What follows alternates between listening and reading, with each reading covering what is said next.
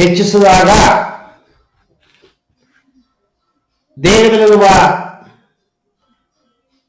ಪ್ರಪಂಚ ಶಕ್ತಿ ಹೆಚ್ಚೆಚ್ಚು ದೇಹದಲ್ಲಿ ಸೇಕರಣೆಯಾದಾಗ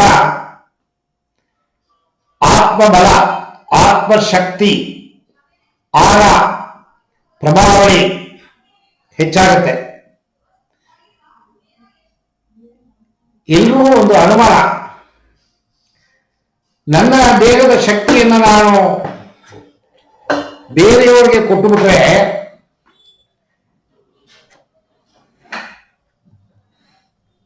ನನ್ನ ದೇಹದ ಶಕ್ತಿಯ ಕೊರತೆ ನಾನು ಹೇಗೆ ತುಂಬಲಿ?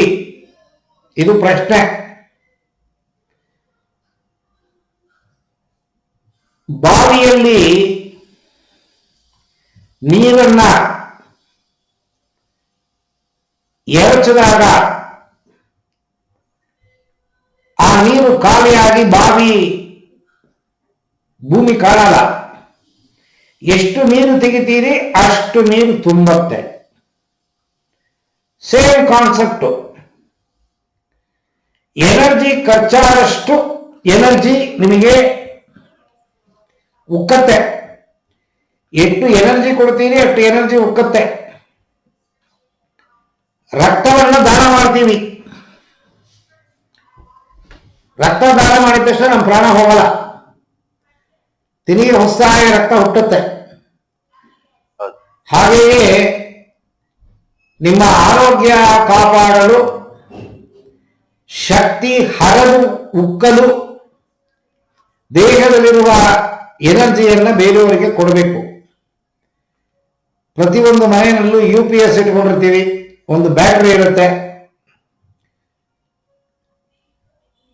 ಇನ್ವರ್ಟರ್ ಇರುತ್ತೆ. ಎಷ್ಟು ಸೇಕರಣೆ ಆಗುತ್ತೆ ಕರೆಂಟು, ಪವರು, ಅದು ಖರ್ಚಾದಷ್ಟು ನಿಮ್ಮ ಬ್ಯಾಟ್ರಿಯ ಲೈಫ್ ಜಾಸ್ತಿ ಇರುತ್ತೆ.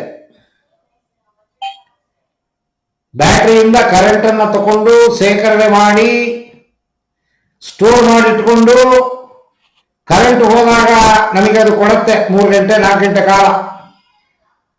ಕರೆಂಟೇ ಹೋಗ್ಲಿಲ್ಲ ಅಂತಂದ್ರೆ ಬ್ಯಾಟ್ರಿ ಲೈಫ್ ಹೊರಟೋಗುತ್ತೆ. ಸೊ ಈ UPS ಇರೋದೇ ಕರೆಂಟ್ ಅನ್ನ ಖರ್ಚು ಮಾಡಕ್ಕೆ. ಹಂಗೆ ದೇಹದಲ್ಲಿರುವ ಈ ಶಕ್ತಿಯನ್ನ ಯಾವ್ದಾದ್ರು ಒಂದು ರೀತಿ ನೀವು ಖರ್ಚು ಮಾಡಲೇಬೇಕು. ಓಡ್ತೀರಾ, ಹಾಡು ಹೇಳ್ತೀರಾ, ನೋಡಿ ನಾನು ಮಾತಾಡ್ತೀನಿ, ಬೆಳಗ್ಗಿಂದ ಪಾಠ ಮಾಡ್ತಾ ಇರ್ತೀನಿ, ಎನರ್ಜಿ ಖರ್ಚಾಗ್ತಿದೆ. ಇದು ಯಾವುದೇ ಇಲ್ಲ ಅಂತಂದ್ರೆ ರೇಖಿ ಹೀಲಿಂಗ್ ಮೂಲಕವಾಗಿ ನಮ್ಮನ್ನ ನಾವು ಹೀಲ್ ಮಾಡ್ಕೋಬಹುದು, ಬೇರೆಯವ್ರನ್ನ ಹೀಲ್ ಮಾಡಬಹುದು.